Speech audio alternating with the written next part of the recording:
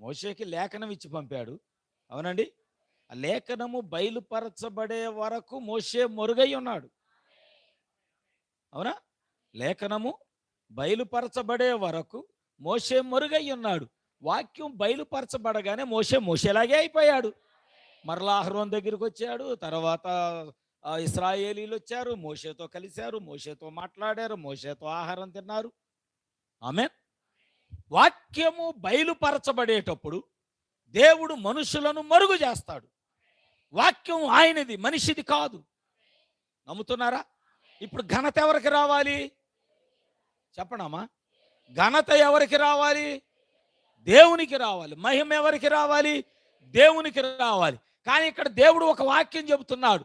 సువర్ణము అగ్ని నశించిపోవు సువర్ణము అగ్ని పరీక్ష వల్ల శుద్ధీకరించబడినప్పుడు